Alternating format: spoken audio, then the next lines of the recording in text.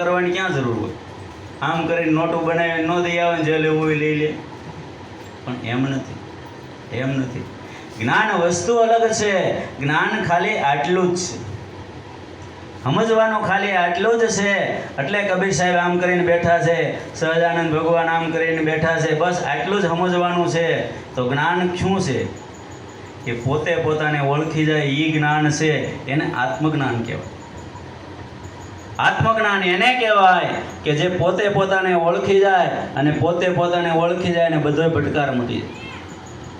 પછી એને ક્યાંય ભટકવા ન જવું પડે, અને એને ક્યાંય એટલે ક્યાંય જાય તો એના ઘટના આનંદ કરતાં વધારે આનંદ ક્યાંય ન આવે.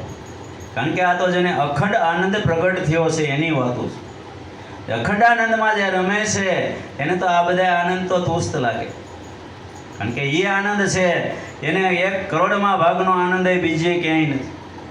આવો મહા આનંદ છે. આ આનંદની અંદર જે સંતો આંટા મારે છે એ જ્ઞાની છે. ને એ જ્ઞાની પુરુષો છે, જે જ્ઞાની પુરુષો છે એનો બધાયનો ભટકાર મટી ગયો છે. એટલે ઉકારામ બાપા કહે છે જ્ઞાન કેવું કોને? તો જ્ઞાન એને કહેવાય કે જે જ્ઞાન થતાં આપણને ભગવાન મળી જાય. આમાં તો એ ના પાડે છે કે તો જ્ઞાન બધાય કરે છે, તો જ્ઞાન કેવું કોને? તો પહેલી જ કડીમાં કહે છે કે ભેદ વિનાના ભટકે ભવમાં ભક્તિનું નથી ભાન. જો અને સંતો મહાપુરુષો બધાય આવી જ ટાક મારે કે ભેદ વિનાના ભટકે ભવમાં નહીં અને ભક્તિનું ભાન. ભક્તિ કરવાની કાંઈ ભાન નથી.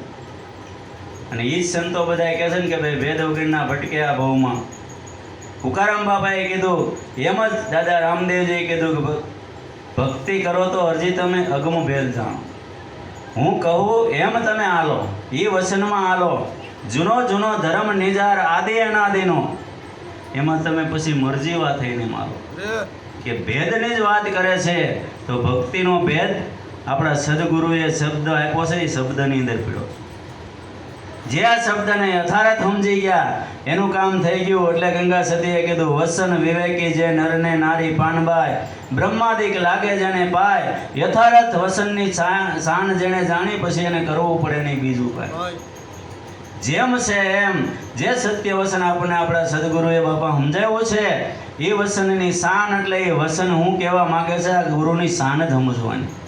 અને જો સદગુરુની શાન જે સમજી જાય એને જ્ઞાન મળી ગયું. જ્ઞાન એટલું જ છે કે જે આપણને શાન બતાવી છે એ શાન સમજવાની છે.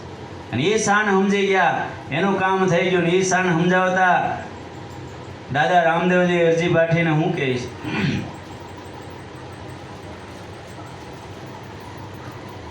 કે પ્રથમ પહેલા અરજી તમે જતી સતીના ભેદ જાણો, પછી તમે નિજાર ધર્મ ઉરાણો. સદગુરુ વચનનો મહિમા જાણી, બરાબર મહિમા જાણી પછી સાબિત રાખો એમાં એક દાણો. પ્રથમ પહેલા તમે જતી કોણ અને સતી કોણ આ ભેદ જાણો, અને પછી તમે નિજિયા ધર્મ ઉરાણો. એટલે પછી તમે નિજિયા ધર્મની અંદર પગલું મૂકો. નિજિયા ધર્મ, નિજિયા એટલે કોઈ દી જાતો નથી, કોઈ દી આવતો નથી, છે ને છે એને દાદા રામદેવજીએ નિજિયા કીધો. અને કોઈ